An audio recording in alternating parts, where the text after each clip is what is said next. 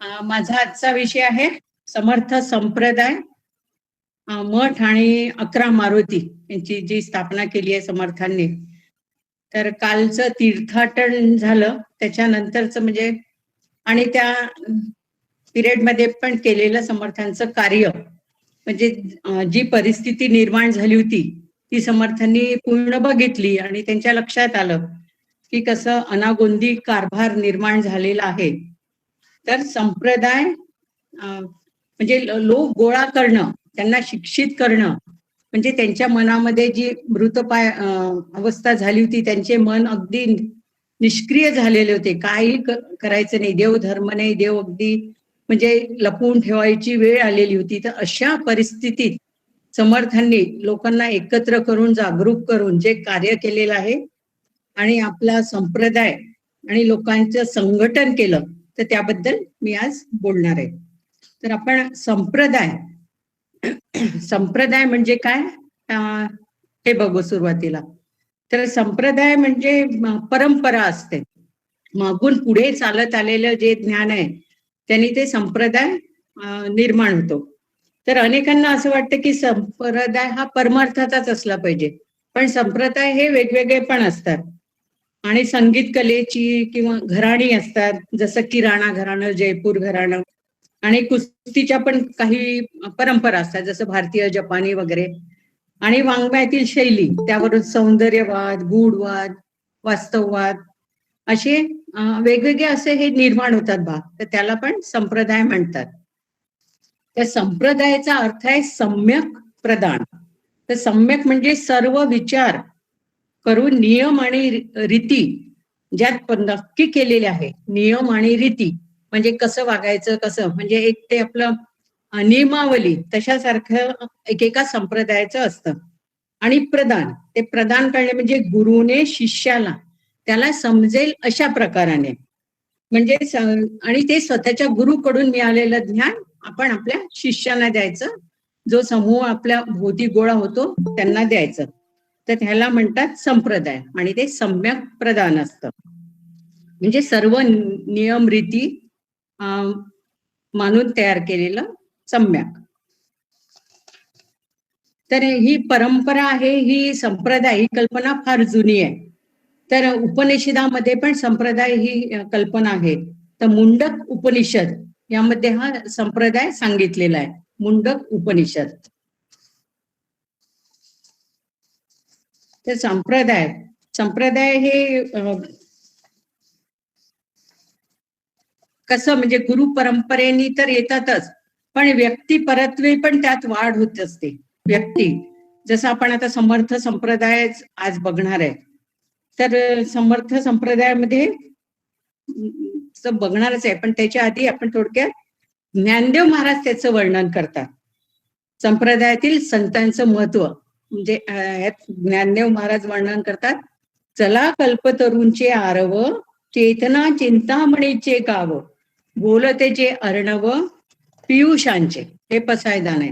आणि संत तुकोबाराय सांगतात, संतांचा अतिक्रम देव पूजा जो अधर्म, येथी दगड तैसे वरी मंत्र पुष्प देवशिरी.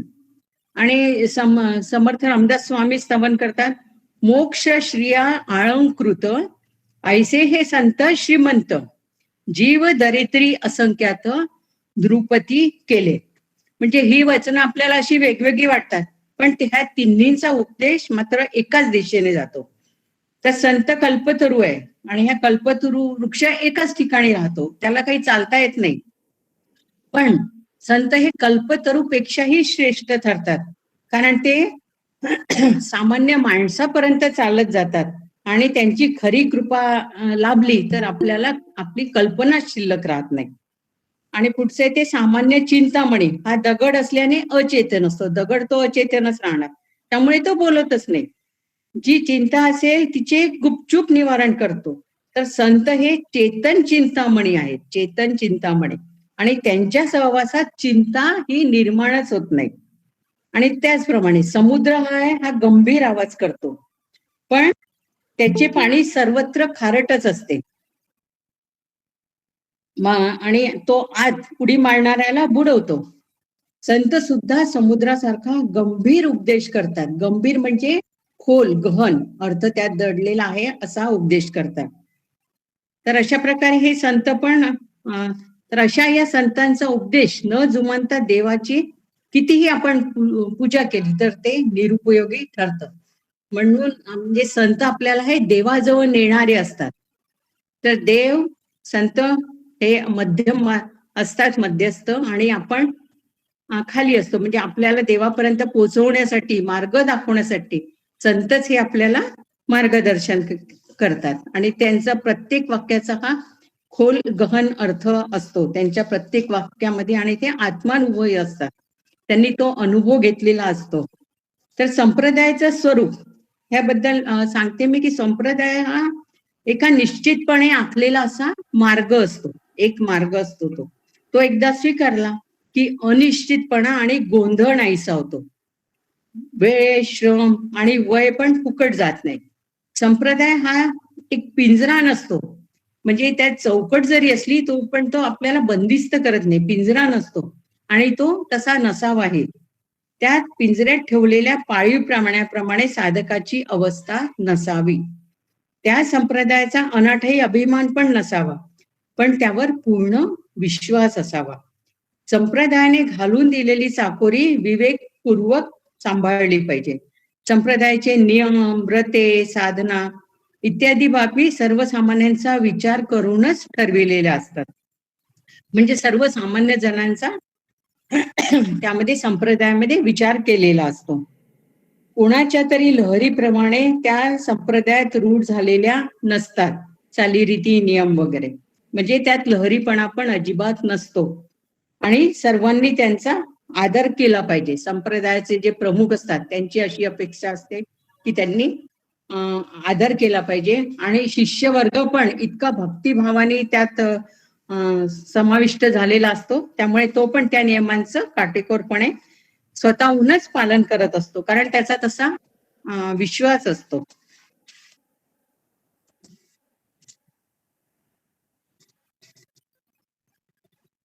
तर संप्रदायाचे ग्रंथ असतात. ग्रंथाने एकदा ठरवले की काय वाचावे, मग तो प्रश्नच सुटतो. म्हणजे ग्रंथातच असतं की काय वाचायला हवं. तत्वज्ञानाची भक्कम बैठक म्हणजे पाया असल्याशिवाय खऱ्या अर्थाने कोणताच संप्रदाय जिवंत राहत नाही. तर आपण बघतो की आपण समर्थांचं अफाट वाङ्मय आहे, तर त्याचा अभ्यास करतो, चिंतन करतो, मनन करतो, आणि आपल्याप्रमाणे आपल्या म्हणजे मुंगीच्या पावलानेच म्हणता येईल आपल्याला की आपण ते थोडंफार प्रमाणात ते कार्य करतच असतो. तर त्याशिवाय कोणताही संप्रदाय हा टिकत नसतो. की एकदा ग्रंथ म्हणजे त्या ग्रंथामध्ये काय वाचावं काय नाही हे दिलेलंच असतं. ते ग्रंथ, संप्रदायाचे ग्रंथ हे प्रमाणभूत असतात. तर आता आपण हे संप्रदायाचे प्रकार, ह्याचे प्रकार पण असतात. तर आदर्श किंवा नेतृत्वाच्या दृष्टीने संप्रदायाचे दैवत प्रधान व व्यक्तिप्रधान असे दोन भाग पडतात. म्हणजे संप्रदायात एखाद्या संप्रदायात दैवतालाच महत्व दिलेलं असतं. दैवत म्हणजे देव आहे तेच महत्वपूर्ण असतात. आणि दुसरं असतं तो व्यक्तिप्रधान, त्यामध्ये व्यक्तीला महत्व दिलेलं असतं.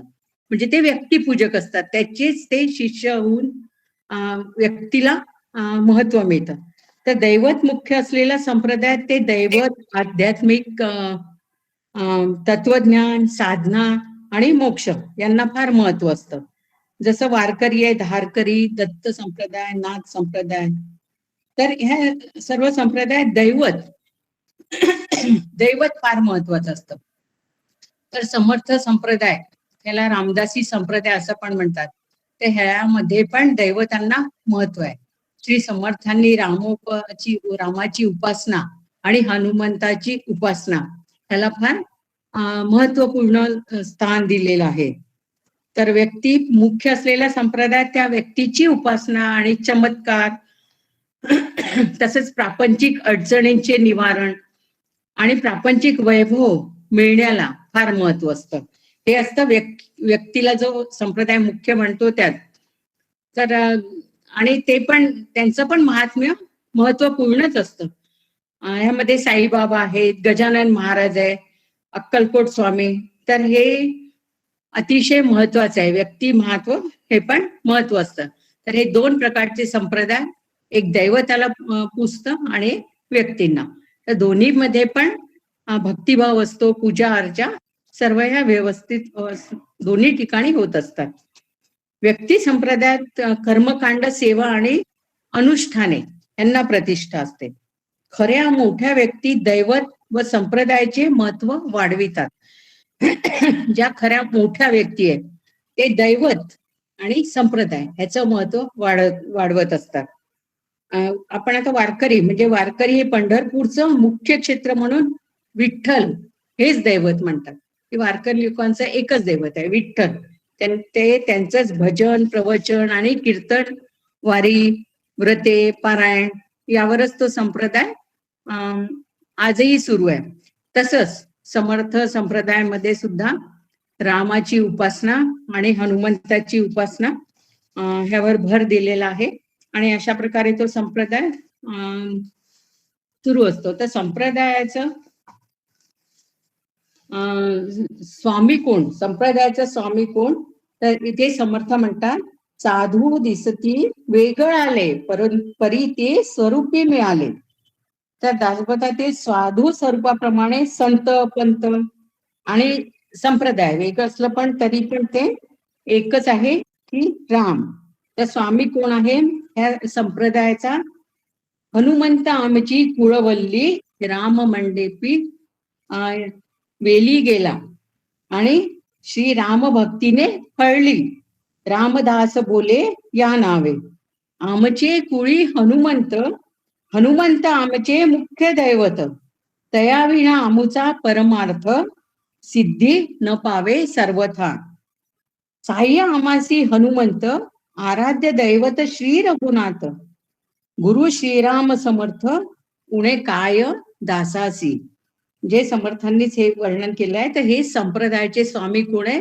समर्थांनीच आपल्या ओव्यांमध्ये हे वर्णन केलं आहे की श्रीराम हेच स्वामींचे सर्वस्व आहे, असं समर्थांनीच आपल्या ओव्यांमध्ये सांगितलेलं आहे. आणि ते म्हणतात की उपासनेचा मोठा आश्रय आहे. उपासनेचा हा मोठा आश्रय आहे समर्थ संप्रदायाला लाभलेला, की आपण जी उपासना करतो तर त्याला खूप महत्वपूर्ण स्थान आहे. तर समर्थांनी जे कार्य केलं संप्रदायासाठी, संघटन केलं, आपण त्याबद्दल आता माहिती बघू. की समर्थांचा कालखंड सुमारे 350 वर्षापूर्वीचा आणि त्या काळी म्हणजे भारतात मोगलांचं राज्य होतं. आपल्या सर्वांना हे माहितीच आहे की त्यावेळी कशी परिस्थिती होती. म्हणजे सगळे यवनांचा काळ होता, तर त्यांनी बंदिवान केलेलं होतं कित्येक जणांना आणि त्यामुळे देश त्याग करायचे, लोक निघून जायचे. म्हणजे हृदय विदारक परिस्थिती होती. अस्मानी सुलतानी आणि परचक्र निरूपण या दोन प्रकरणांमध्ये समर्थांनी वर्णन केलेलं आहे. अस्मानी सुलतानी आणि परचक्र निरूपण. तर समर्थांनीच याचं वर्णन एका ह्याच्यात केलेलं आहे. किती गृहिणी ब्राह्मणी भ्रष्टविल्या, किती शांभवी जहाजी हाकविल्या, किती एक देशांतरी त्या विकिल्या, किती सुंदरा हाल होऊन मेल्या. म्हणजे आपल्याला दिसून येतं की किती हृदय विदारक परिस्थिती होती ही त्यावेळेची, की लोकांची जीविताची शाश्वती राहिलेली नव्हते आणि धर्माचा प्रचार तर करताच येत नव्हता. देवतांच्या मूर्त्या तोडल्या जात होत्या. सर्वत्र अशांतता आणि असुरक्षितता होती. लोक दुबळे, लाचार आणि स्वाभिमान शून्य झालेले होते. धर्म, नीती, भक्ती ही काहीच शिल्लक राहिलेली नव्हती. परकीयांच्या आक्रमणाने व आपसातील भेदाभेदाने पोखरलेला हिंदू समाज पूर्णपणे असंघटित झाला होता, विस्कळीत झालेला होता.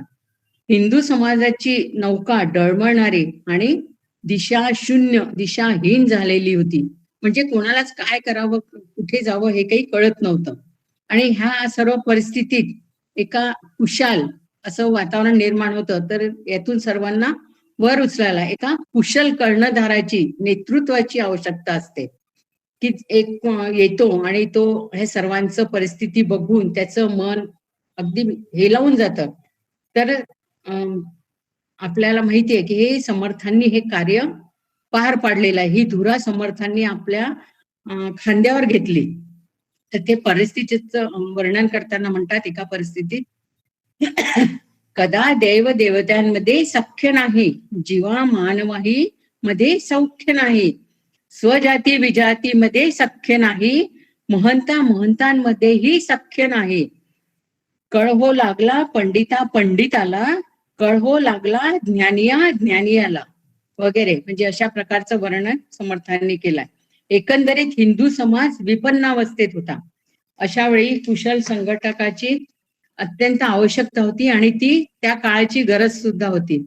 असा संघटक श्री समर्थ रामदासांच्या रूपाने प्रकट झालेला आहे.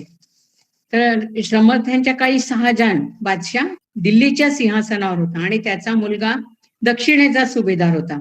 हे दोघेही पिता पुत्र हिंदू धर्माचे देवमूर्तीचे कट्टर दुश्मन आणि इस्लाम धर्माचे कट्टर पुरस्कर्ते होते. समर्थांच्या वेळी अस्मानी सुलतानी एवढीच केवळ आपत्ती नव्हती, तर लोकांचा धार्मिक, सामाजिक, आर्थिक, राजकीय वगैरे सर्व दृष्टीने अधपात झाला होता. दे माय धरणी ठाय अशी लोकांची अवस्था झालेली होती. श्री समर्थ काशीला गेले त्या सुमारास सन म्हणजे 1662 साली शहाजहानच्या हुकमावरून एकट्या बनारस जिल्ह्यात 76 देवळांचा नाश करण्यात आला. 76 देवळांचा नाश. आणि पुढे औरंगजेबाच्या कारकिर्दीत तर काशीचे प्रसिद्ध काशी विश्वेश्वराचे मंदिरही पाडण्यात आले. त्याच वर्षात मथुरेचे केशव राजाचे मंदिरही जमीनदोस्त करण्यात आले. महाराष्ट्रात यवनी सत्तेने हजारो मंदिरे व देवांच्या मूर्ती फोडल्या. तीर्थाटनाच्या काळात व नंतरही जेव्हा समर्थ तीर्थाटन करायचे, तीर्थक्षेत्रांचा देवालयांचा विध्वंस पाहून समर्थ उद्गारले, तीर्थक्षेत्रे मोडली, ब्राह्मण स्थाने भ्रष्ट झाली, सकाळ पृथ्वी आंदोळली, धर्म गेला. सकळ पृथ्वी आंदोळली आणि धर्म पण गेला. हे समर्थांचेच उद्गार आहे. तर यवनी सत्तेचं म्हणजे सन 1606 ते 1656 पर्यंत एक रॉबर्ट डी नोबिली हा दक्षिण हिंदुस्थानात आला आणि तो मी स्वामी आहे असं तत्वबोधक स्वामी हे नाव त्यांनी धारण केलं आणि तो ख्रिश्चन धर्माचा प्रचार करायचा. Robert D Nobili. आणि आत्मनिर्णय, सत्यवेद लक्षण आणि येशू चरित्र असे ग्रंथ लोकांच्या हाती देऊन भारतीय जनतेचे ज्ञानाचे हनन करत होता. म्हणजे जे भारतीयांना जे ज्ञान होतं हिंदुस्थानी लोकांना त्यांना वाईट ठरवायचं. तर समर्थ रामदासांना ह्याची जाणीव झाली. त्यांनी गोमंतकाकडे आपल्या पंथाचा विस्तार करून तंजावरकडे आपले शिष्य पाठवून तिकडे मठ उभारण्याचा व लोकांच्या बोलीने बोलावे, लोकांच्या चालीने चालावे, हा जसाच तसे स्वरूपाचा शिरस्ता पाळून स्वाभिमान, स्वसंस्कृती व स्वधर्म रक्षण करण्याचा शिस्तबद्ध शिष्यांकडून असं करून घेतलं आणि संघटित करण्याचा त्यांना प्रयत्न केला शिष्यांना. तर हे म्हणजे ख्रिस्ती लोकांचं पण त्यावेळेस होतं. हे समर्थांच्या निदर्शनास आलं आणि त्यांनी जशास तसे ह्या स्वरूपाचं इथे कार्य केलेलं आहे. तर समर्थांचा लोकसंग्रह, रामदासी संप्रदायाची स्थापना, त्यांचे भारत भ्रमण, मठ स्थापना आणि वादविवाद टाळण्यासाठी त्यांनी केलेले आग्रही प्रतिपादन या साऱ्यांमध्ये त्यांचे संघटन कौशल्य दिसून येते. वादविवाद म्हणजे सर्वांना माहिती आहे की वामन पंडितांनी त्यांच्याशी वाद घातलेले होते आणि ते श्रेष्ठत्व मानत नव्हते. अशा वेळी समर्थांनी त्यांना दाखवून दिलेलं आहे की शेवटी मग ते वामन पंडित सुद्धा समर्थांना शरण आलेले आहेत. तर समाजाची विपन्नावस्था दूर करण्यासाठी धर्माचे राज्य पाहिजे, ते सामर्थ्यातूनच निर्माण होते. त्यासाठी धर्मधिष्ठित संघटना पाहिजे हे समर्थांनी ओळखले की धर्माची किती अत्यंत आवश्यकता आहे आणि त्यासाठी समाजाला शक्तीची, सामर्थ्याची आणि भगवंताच्या अधिष्ठानाची आवश्यकता त्यांनी प्रतिपादन केले. तर देशभर पसरलेल्या व स्थिर झालेल्या परकीय आणि परधर्मीय आक्रमणाला तोंड द्यायचे आणि धर्माची विस्कटलेली घडी पुन्हा प्रस्थापित करीत भयग्रस्त आणि मरगळलेल्या समाजात चैतन्य निर्माण करायचे, तर सर्व जनतेची एकजूट झाली पाहिजे. त्यासाठी स्वधर्म आणि स्वदेश यांच्याबद्दल जनतेत ज्वलंत भक्ती आणि प्रेम निर्माण केलं पाहिजे. म्हणजे आपसामध्ये एकत्र येऊन प्रेम निर्माण होईल. हे समर्थ रामदासांच्या मनाने अगदी पक्क ठरवून टाकलं. आणि तशी खूणगाठच त्यांनी मनाशी बांधली आपल्या. आणि भारतीय जनता धर्म कार्याशिवाय एकत्र येत नाही हे सुद्धा त्यांच्या नजरेतून सुटलेलं नाही. तर राष्ट्रोद्धार बल संपादनाशिवाय होणे शक्यच नाही ही गोष्ट समर्थांनी लोकांच्या मनावर बिंबवली. त्यासाठी हनुमंताची उपासना प्रस्तुत करून शके 1566 ते 1573 पर्यंतच्या काळात 11 मारुतीची स्थापना केली आणि रामाचा उत्सव सुरू केला. तर त्यांनी मसूर या गावी रामजन्माचा पहिला उत्सव सुरू केला. विवेक वैराग्य संपन्न समर्थांचा भव्य आणि तेजस्वी व्यक्तिमत्वाने आणि अमोघ वाणीने जनता प्रभावित झाली. कारण त्यांचं बोलणं एकदम खड्या आवाजात, आवाज मोठा उंच स्वर होता, त्यामुळे लोक त्यांच्या बोलण्याला वजन येऊ लागलं. शक्ती, युक्ती व भक्तीने रामरायाच्या कार्याला संपूर्ण वाहिलेला बजरंगबली हनुमान याचीही देवालय आपल्या कार्यक्षेत्रातील अनेक गावी त्यांनी निर्माण केली. 1566 मध्ये समर्थ कृष्णातीरी आले आणि दुसरेच वर्षी त्यांनी रामोपासनेचा संप्रदाय सुरू केला. शके 1570 साली त्यांनी चाफळ येथे रामनवमी उत्सवात सुरुवात केलेली आहे. तर त्यांचं हे कार्य कसं चालायचं? गुप्तपणा, सावधानता, साक्षेप, प्रयत्न, लोकसंग्रह आणि व्यवहार चातुर्य इत्यादी हे मानवांचेच गुण आहे. इत्यादी गुणांबरोबरच कार्यकर्त्यांच्या पाठीशी दैवी सामर्थ्य हवे. तर हे सर्व गुण समर्थांमध्ये होते आणि समर्थांनी ते स्वतः मिळविले आणि अनु यांना सांगितले, उपासनेचा मोठा आश्रय उपासने विण निराश्रय, उदंड केले तरी जय प्राप्त नाही. म्हणजे उपासना ही महत्वपूर्ण आहे. तर हा उपासनेचा आश्रय मिळविणे किती आवश्यक आहे यासाठी समर्थ सांगतात, आधी मठची करावा मग भीम प्रतिष्ठावा. म्हणजे आधी मठ निर्माण करायचा. वेश जपोनी योजावा विक्राळ रूपी, नेमस्तपणे असावे जप ध्यान करीत जावे, सिद्धी होय तो न भेटावे कोणी एकासी, एकाएकी अकस्मात प्रगट करावे अद्भुत, ते चमत्कारे चित्त बहुत जनांचे, मर्यादा धरवावी पूजा करावी करवावी, दास म्हणेने पदवी पावी जेते. तर उपास्याच्या कृपे वाचून यश हे काही मिळत नाही आणि सदाचार पूर्वक जप ध्यान धारणा साधना याशिवाय उपासनेसही पाठिंबा मिळत नाही. तर अशा प्रकारे सामान्य जनांच्या मरगळलेल्या आणि भयभीत झालेल्या अंतकरणाला चेतना देण्यासाठी, म्हणजे नवं स्फुल्लिंग पेटवण्यासाठी काहीतरी करायला हवं. म्हणजे धार्मिक उत्सव याची समर्थांना आवश्यकता वाटू लागली की हे स्फुल्लिंग त्यांच्यात चैतन्य कसं निर्माण होईल, त्यांच्या जागरूकता कसं येईल. तर समर्थांनी ते ओळखलं आणि समर्थांच्या कुशल संघटकाशिवाय हे कोण करणार. तर म्हणून समर्थांनी सर्वप्रथम अखंड कामाची लगमग उपासनेस लावावे जग, लोक समजून मग आज्ञा इच्छिती. तर ह्यासाठी त्यांनी प्रथम समुदाय जमवण्याचं कार्य केलं आणि त्यासाठी एक त्रिसूत्री निर्माण केली आहे. लोकशिक्षण, लोकजागृती, लोकसंघटन ही त्रिसूत्री समर्थांनी निर्माण केली. तर ह्यासाठी त्यांनी होतकरीत जे तरुण आहे, तरुण सुदृढ देहष्टी असणारे ते आपल्या भोवती जमवले आणि त्यांना सर्वप्रथम महाराष्ट्र धर्माची शिकवण दिली आणि लोकसंग्रहासाठी समुदाय निर्माण केले आणि हे सुनियंत्रित मठांचे जाळे निर्माण केले. म्हणजे सर्व शिस्तबद्ध आणि आखणी करून समर्थांनी हे कार्य केलेलं आहे. तर शिष्य महंतांना काही समुदाय करणे असा आदेश देऊन लोकशिक्षण आणि लोकजागृतीच्या कामासाठी त्यांना प्रवृत्त केलं. तर शके 1566 ते 1571 या कालावधीत श्री समर्थांच्या वाणीचा आणि शिकवणीचा फार मोठा प्रभाव लोकांवर पडला आणि त्यांना असंख्य अनुयायी मिळालेले आहेत.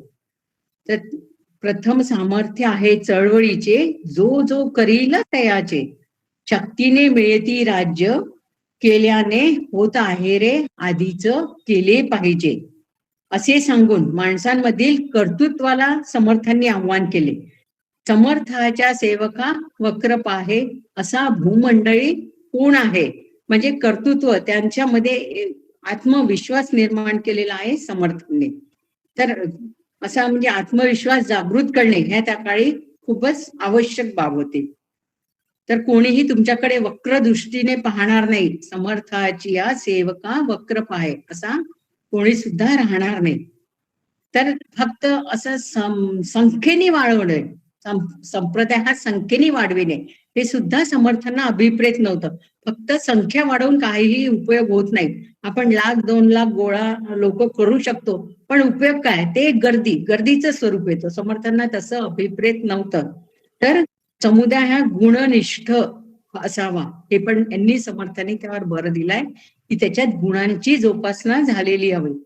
त्याकरता ते सांगतात, उत्तम गुण तितुके घ्यावे, घेऊन जनास शिकवावे, उदंड समुदाय करावे, परी गुप्त रूपे, लोक बहुत शोधावे, त्यांचे अधिकार जाणावे, जाण जाणोनी धरावे, जवळी दुरी. म्हणजे आपल्या जे महत्वपूर्ण आहे त्यांना आपण जवळ करायचं. त्यात त्यांचे कुशल संघटनाचं बीज जे आहे ते आपल्याला हे दिसून येत आहे की ते समर्थांनी कसं कार्य केलेलं आहे. तर समुदायाची घडण होत असताना त्यामध्ये समाविष्ट होणाऱ्या व्यक्तींच्या अंगी सद्गुण हवे, हे समर्थांनी आपल्याला सांगितलेलं आहे. तर समुदायाची प्रमुख लक्षणं प्रबोध शक्ती आणि लोकांचे मनोगत जाणणे हे आहे की लोकांचं मनोगत काय आहे हे सुद्धा जाणायचं. जेणे बहुतास घडे भक्ती, ते हे रोकडी प्रबोध शक्ती, बहुतांचे मनोगत हाती घेतले पाहिजे. प्रबोध शक्ती म्हणजे आपल्या वाणीने किंवा अन्य उपायाने लोकांच्या अंतःकरणात जागृती उत्पन्न करण्याची शक्ती. त्यासाठी आवश्यक गुण म्हणजे बोलण्यासारखे चालणे, स्वय करून बोलणे, तयाची वचने प्रमाण मानिती जने. म्हणजे बोलावे तैसे चालावे, त्याची वंदावी पावले, अशी म्हणच प्रचलित आहे. तर बोलण्यासारखं आपण केलं पाहिजे. तर यावर पण सुद्धा समर्थांनी आवश्यक गुण म्हटलेला आहे. ज्याचे बोलणे एक व चालणे दुसरेच असते, त्याच्या ठिकाणी प्रबोध शक्ती ही संभवतच नाही. बहुतांचे मनोगत हाती घेतले पाहिजे हे पटविण्यासाठी समर्थ उदाहरण देतात. जीव जीवात घालावा, आत्मा आत्म्यात मिसळावा, राहो शोध घ्यावा परांतराचा. ज्याला लोकसंग्रह करायचा असेल त्याने लोकांची मने दुखविता कामा नये. लोक राजी राखून कीजे सकळ काही, मनोगत राखता समस्त वाढवतो येती. तर अशा तऱ्हेने कार्य करायचं हे समर्थांनी इथे सांगितलेलं आहे आपल्याला की कसं कसं संघटन करायचं आणि कसं कसं वाढवायचं ते. आणि त्यामध्ये गुणांची सुद्धा आवश्यकता आहे. तर निष्ठावंत प्रचारकांची आघाडीच संघटित करण्यासाठी समर्थांनी मठ स्थापना केली आणि महंतांकरवी समुदाय शिक्षण आणि संघटन महंतांकडून पण केलं. म्हणजे स्वतः पण केलं आणि महंतांकडून पण स्वतःच्या आयुष्यामध्ये त्यांनी आपल्या समोरच महंतांना घडविलेलं आहे. त्यामुळे समर्थांचा इतका प्रचार झालेला आहे. म्हणजे त्यांच्या देखरेखीखालीच त्यांचे महंत हे तयार झालेले आहेत. समुदायाचा विचार समर्थ रामदासांनी केला तेवढा कोणी क्वचितच केला असेल. म्हणजे समर्थांनीच हा एक विचार त्यावेळी केलेला आहे. संघटना शास्त्राचे पाठच त्यांनी आपल्या संप्रदायातील महंतांना दिले. त्यांनी महंतांना काहीतरी महत्वाची आज्ञा करून संघटन मजबूत व समर्थ करण्याचे कार्य त्यांच्याकडे करविले. उदंड समुदाय करावे, ते युक्ती बुद्धीने भरावे. आणि तसा लोकसंग्रह संघटनेच्या जोरावरच चालतो. त्यामुळे केल्याविण होत नाही काही एक. हा जीवन मंत्र दिलेला आहे. ओळखीने ओळखी साधावी, बुद्धीने बुद्धी बोधावी, नीती न्याये वाट रोधावी पाषांडाची. म्हणजे वाट पण रोखायची, पाषांड जे असतात त्यांची वाट पण रोखण्यास समर्थ सांगतात. म्हणजे त्याची आपल्याला आवश्यकता नाही. तर लोक शिक्षणाच्या कार्याबरोबरच लोक जागृत करून समाजात त्यांनी प्राप्त परिस्थितीत एक क्षोभ निर्माण केलेला आहे. आणि हा क्षोभ परिणामकारक व्हावा म्हणून संघटनेची म्हणजेच मठ स्थापनेची चळवळ हाती घेतली. म्हणजे त्यांचं कशा प्रकारचं कार्य होतं? एज्युकेशन, एज्युटेशन अँड ऑर्गनायझेशन, अशा प्रकारचं कार्य समर्थांनी केलं. आणि समर्थांनी आपल्या संप्रदायामध्ये भिक्षेला फार महत्व दिलेलं आहे. भिक्षा, तर भिक्षेने जनांची मने आकर्षून घेता येतात आणि लोकसंग्रहाला बळकट करण्यासाठी आणि संघटनेला म्हणजे हे आवश्यकच ठरतं की लोकसंग्रह पण होतो आणि लोकांचे घरे त्याद्वारे आपल्याला पारखता येतात, असं समर्थांचं उद्देश होता. भिक्षा मागताना महंताने कसे दक्षतेने वागले पाहिजे याबद्दलची दासबोधातील ओवी आहे. दासबोधामधली, कुशाग्रे अथवा नगरे पहावी घरांची घरे, भिक्षा मिसे लहान थोरे परीक्षण सोडावी. भिक्षा मागावयास घरोघरी गेले असतात. आपल्या संघटनेला कोणी उपयोगी पडेल, कोण कसं आहे वगैरेंचं सूक्ष्म निरीक्षण करणे, हे सर्व काम त्या महंताला करावं लागायचं. हे सर्व सावधपणे, गुप्तपणे आणि कुशलतेने करावे लागेल. ह्यात महंताची आणि श्री स्वतः समर्थांची कुशल लोकपरीक्षा व संघटन वृत्ती दिसून येते. आणि तेव्हा त्यांनी लोकांना म्हटलेलं आहे, जनी जनार्दन परितो सज्जनी वसे. म्हणजे प्रत्येक व्यक्तीत ईश्वराचा अंश आहे, हे सारासार हा जो विचार आहे तो समर्थांनी कधीही सोडलेला नाही. तर कुठल्याही थरातला असला, कुठल्याही जातीचा असला तरी त्याचं मन राखता आलं पाहिजे. म्हणून ते म्हणतात, जनी जनार्दन आहे परितो सज्जनी वसेन. आणि कोणतंही काम तुच्छ किंवा उपेक्षिलं नाहीये त्यांनी. तर पृथ्वीमध्ये जिथुके घरी तिथुके भगवंताची घरे, जनी जनार्दन ओळला तरी मग काय उणे तयाला. देऊळे म्हणजे नाना शरीरे, तेथे राहायचे विश्वेश्वरे. या उद्यात्त भावनेतूनच त्यांनी पुढे म्हटलंय की, भेटो पुणे एक नर, धेड महार चांबार, त्याचे राखावे अंतर, या नाव भजन. म्हणून त्यांनी जाती निरपेक्ष व सर्व समभावयुक्त कुशल संघटनेतून राष्ट्रोद्धाराचे जे कार्य केलेले आहे ते सर्वांचे सहकार्य मिळवलेलं आहे समर्थांनी. आणि कुशल संघटकाचं अंतःकरण आपल्याला यातून दिसून येतं. तर महाराष्ट्र धर्माच्या निमित्ताने त्यांनी सर्व जे आहे मराठी सर्वांना त्यांनी एकत्र केलं, महाराष्ट्रातील लोकांना. आणि देव कार्याला आणि राष्ट्र कार्याला त्या सर्वांना त्यांनी कार्यास लावलेला आहे.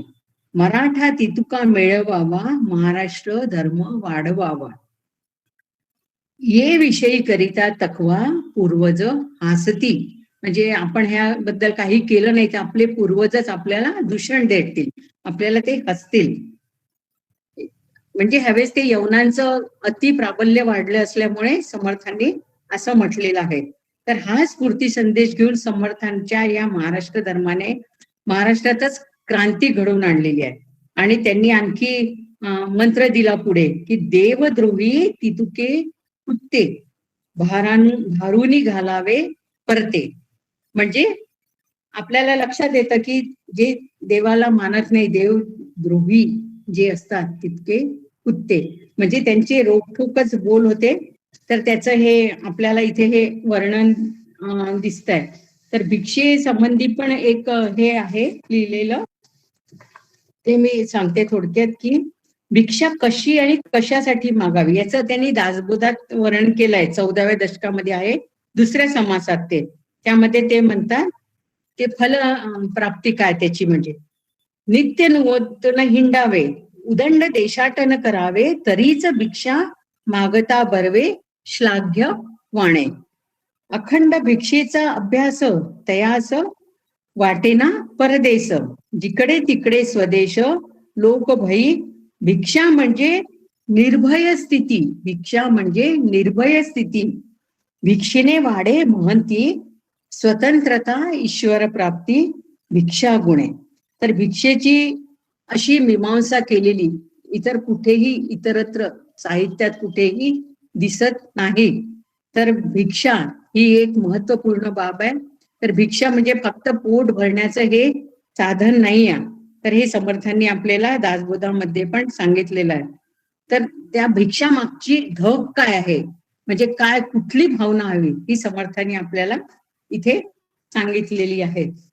तर आपण आता हे समर्थ स्थापित मठ जे आहे त्यांचं थोडक्यात मी नाव सांगते की जामला त्यांनी मठ स्थापन केलाय, चाफळला आणि सज्जनगड इथे पण मठ आहे, डोमगाव, शिरगाव आणि कन्हेरी मठ हा सुद्धा प्रसिद्ध आहे.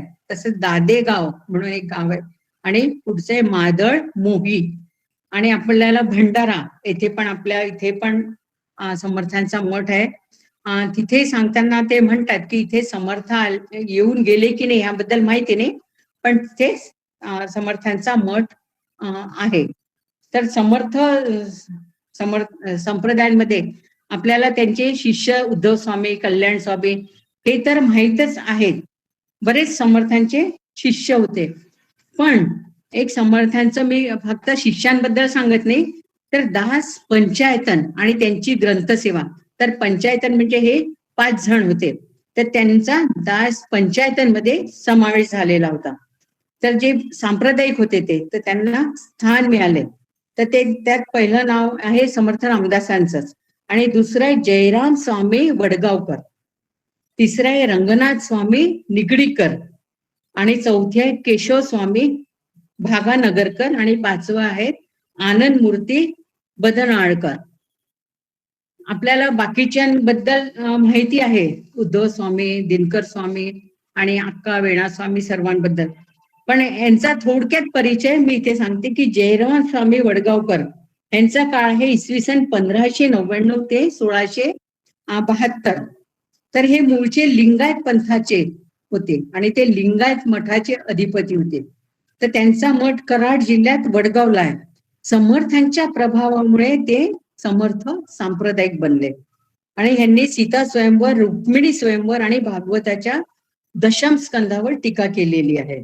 आणि बरीच त्यांनी अध्यात्म प्रकरणे, अभंग आणि पदे अशी त्यांची स्फुट रचना सुद्धा आहे.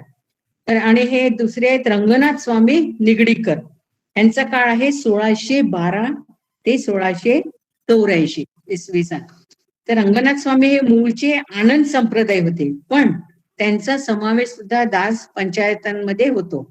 हे राजयोगी असल्यामुळे त्यांची राहणी विलासी होती आणि ह्यांचा मठ सातारा जिल्ह्यात निगडी येथे आहे.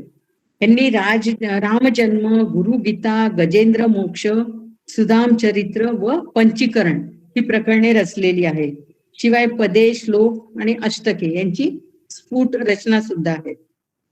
तिसरे येतात केशव स्वामी भागानगरकर, हे पण यांचा पण समावेश आहे. तर ह्यांची समाधी दिलेला आहे उल्लेख ते इसवी सन 1685. तर म्हणजे हे हल्लीचं हैदराबाद आहे हे स्थान. तर येथे राहणारे हे समर्थ शिष्यच होते. त्यांनी एकादशी व्रत नावाचा एक ग्रंथ रचला आणि अनेक पदांची रचना केलेली आहे. यांची पदे फार प्रसिद्ध आहेत. तर हे केशव स्वामी भागानगरकर हे हल्लीचं हैदराबाद येथील आहेत. आणि पुढचे आहेत आनंदमूर्ती ब्रह्मनाळकर. आनंदमूर्ती ब्रह्मनाळकर यांचा पिरियड आहे इसवी सन 1628 ते 1696. रंगनाथ स्वामी प्रमाणेच हे मूळचे आनंद संप्रदाय पुढे समर्थ सांप्रदायिक झाले. यांचा मठ व समाधी ब्रह्मनाळ येथे आहे. हे फार प्रसिद्ध होते आणि मोठमोठे राजकारणी पुरुष यांचे शिष्य होते. ग्रंथ रचना केली नाही, पण भूपाळे आणि पदे अशी यांनी स्फुट रचना केलेली आहे. आणि आपल्याला बाकी तर सर्व कल्याण स्वामी, उद्धव स्वामी, दिनकर स्वामी ह्या शिष्यांबद्दल तर माहिती आहेच. तर आता हे आणि समर्थांचे शिष्य हे पुष्कळ आहेत.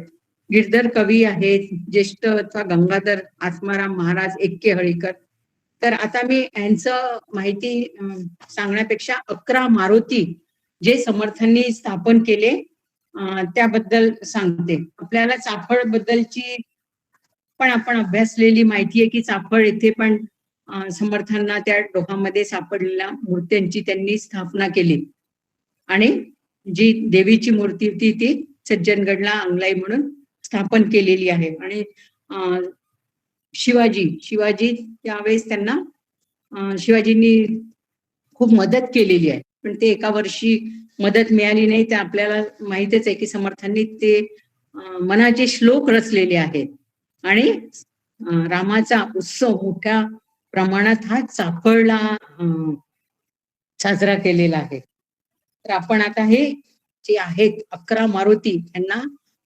वारीचे मारुती असं सुद्धा म्हणतात. अष्टविनायक जसे प्रसिद्ध आहेत त्याचप्रमाणे हे 11 मारुती आहेत प्रसिद्ध. आणि यावर सिनेमा वगैरे सुद्धा आलेले आहेत. बरेच सिनेमांमध्ये 11 मारुती हे दाखविलेले आहेतच, आपण बघितलेले आहेत. आपल्याला माहिती आहे की 11 मारुतींवर पण सिनेमा आलेला आहे. तर आता मी हे 11 मारुती, तर ह्यांचं आहे मठ स्थापना आणि त्यात महंत आणि मारुती रायाची उपासना. हे त्यांनी समर्थांनी छोट्या छोट्या गावांमधून सुरू केलेलं आहे, छोटे छोटे गावं, आणि हेरून केलेलं आहे हे कार्य की कुठे मुसलमानांचं आहे आणि कुठे आपल्याला तिथून अशी नजर ठेवता येईल अशी त्यांची रचना होती समर्थांची. की आपल्याला त्या पलीकडच्या टेकडीवर एखादं मुसलमानाचं स्थान असेल किंवा तिथे काही ते करत असतील कार्य, तर आपल्याला इथून ते दिसेल अशी पण समर्थांची दृष्टी होती. आणि हे छोटे छोटे गावच त्यांनी निवडलेले आहेत. तर प्रताप मारुती मंदिर आणि श्रीरामाच्या समोर दास मारुती अशा अनेक मंदिरं त्यांनी उभारलेली आहे आणि प्रत्येक ठिकाणी त्यांनी उपासना सुरू केलेली आहे. तर महायुद्धाचा नेता रामासारखा असावा आणि त्याचे पाईक मारुती राय असावेत. महायुद्धाचा नेता असं समर्थांनी म्हटलंय की तो रामच असावा. आपल्याला म्हणजे हे युद्धच आहे एक प्रकारचं, ते लढायचं आहे. तर हे समर्थांनी हे वेगळ्या पद्धतीने हे युद्ध लढलेलं आहे. तर गावोगावी त्यांनी मंदिरांची स्थापना केली. तर 11 मारुती त्याबद्दल शिष्य वेणाबाई यांनी अभंग लिहिलेला आहे. तर ते त्या मारुतीच्या स्थळाबद्दल तो अभंग आहे. त्यात त्या म्हणतात, चाफळा माझी दोन उंबरजेशी एक, पार गावी देखो चौथा तो हा, पाचवा मसुरी शहापुरी सहावा, जाण तो सातवा शिराळ्यात, शिंगणवाडी आठवा मन पाडळे नववा, दहावा जाणावा माझ गावी, बाह्यात 11वा येणे रीती गावा, सर्व मनोरथ पूर्विल वेणी म्हणे स्वामी समर्थ रामदास, कीर्ती गगनात न समावे. म्हणजे तिने 11 मारुतींचं तर वर्णन केलंच, पण शेवटी शेवट जे कन्क्लुजन आहे ते तिने आपल्या समर्थांचं गुणगान केलेलं आहे. वेणी म्हणे स्वामी समर्थ रामदास, कीर्ती गगनात न समावे. आणि समर्थ प्रतापात गिरधर स्वामी यांनी सुद्धा 11 मारुतींचा उल्लेख केलेला आहे. तर असे हे 11 मारुती जागृत देवस्थान आहे आणि ते आजही मानले जातात आणि त्यांना वारीचे मारुती म्हणतात. म्हणजे वारीचे मारुती म्हणजे हे एकदा ती सुरुवात झाली वारी की ती पूर्ण 11 करूनच पूर्ण करायचं. तर प्रज्ञा त्यांनी आम्हाला पण बरेचदा ही वारी घडवून आणलेली आहे आणि खरंच हे बघण्यालायक आहेत हे मारुती. तर त्यांचा मी कालानुक्रम सांगते थोडक्यात. तर शहापूरचा पहिला आहे, त्याची स्थापना आहे शके 1566 आणि मसूर आहे तो आहे शके 1567 ला. चाफळचा आहे तो आहे शके 1570 मधला आहे. शिंगणवाडीचा 1571, तसंच उंब्रजचा पण 71चा आहे. माझगावचा पण 71 आहे आणि बहे बोरगावचा आहे 1573चा. मनपाडळेचा पण 73 आहे आणि पारगावचा आहे शके 1574 आणि शिराळेचा 1574 मध्ये. तर श्री क्षेत्र शहापूर ह्याबद्दल आहे ते कराड मसूर रस्त्यावर आहे. तिथून ते 9-10 किलोमीटर अंतरावरच शहापूरचा फाटा आहे. कराड मसूर रस्त्यावर असून तिथूनच 9-10 अंतरावर शहापूरचा फाटा आहे. तर मारुतीचे मंदिर मुख्य रस्त्यापासून 2 फरलांगावरच आत आहे आणि शहापूर गावच्या एका टोकाला नदी तीरावर हे मंदिर आहे आणि मूर्ती ही चुन्याची बनवलेली आहे असे मानले जाते आणि मूर्तीची उंची सुमारे 6 फूट आहे. हे शहापूरचं वर्णन आहे. ह्या मारुतीला शहापूरचा चुन्याचा मारुती असे म्हणतात. मूर्तीचा चेहरा उग्र आहे. मारुतीच्या डोक्याला गोंड्याची अशी टोपी आहे आणि देवळात 3 चौकटी आहे. देऊळ आणि मूर्ती पूर्वाभिमुख आहे. मूर्तीच्या पूजेची व्यवस्था शहापूरकर कुलकर्णी घराकडे सोपवलेली आहे आणि इथे चैत्र शुद्ध 15 ह्या तिथीला दरवर्षी म्हणजे पौर्णिमेला हनुमान जयंतीचा उत्सव साजरा केला जातो. चैत्र शुद्ध ह्या देवळात मारुतीची वीटभर उंचीची एक पितळेची उत्सव मूर्ती आहे. तर चाफळ येथील रामनवमीच्या उत्सवात ही मूर्ती असणं आवश्यक आहे. म्हणजे ही शहापूरची मूर्ती चाफळला जो उत्सव करतात तर तिथे असणं हे आवश्यक असते. तर ही तेव्हापासूनची परंपरा ठरलेली आहे. तर समर्थांच्या 11 मारुतीपैकी हा मारुत आहे जो त्याचा कालानुक्रम जो आहे तो पहिला मांडलेला आहे. आणि दुसरं आहे श्री क्षेत्र मसूर ह्या गावी.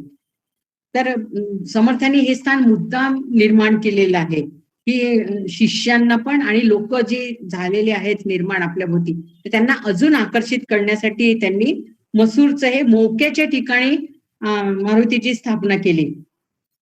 तर मसूर येथील ब्रह्मपुरी भागातील कुलकर्णी घराण्यांना समर्थांनी अनुग्रह दिला होता म्हणून त्या ब्रह्मपुरी भागात शके 1567 मध्ये हा मारुती स्थापन केलेला आहे. ह्याला मसूरचा मारुती असे म्हणतात.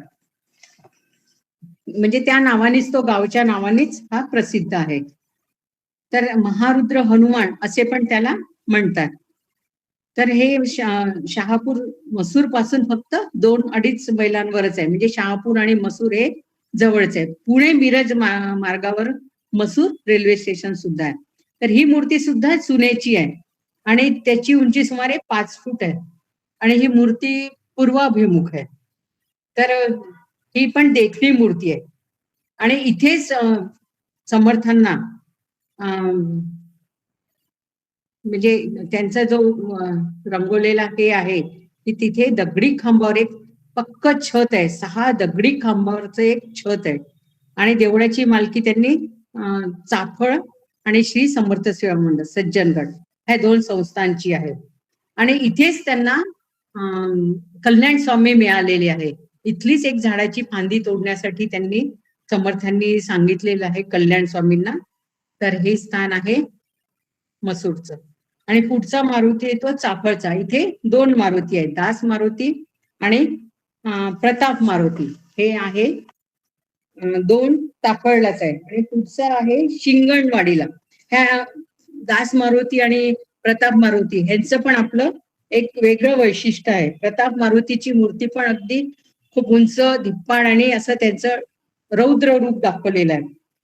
पण मूर्ती नेटकी आणि अगदी सडपातळ आहे.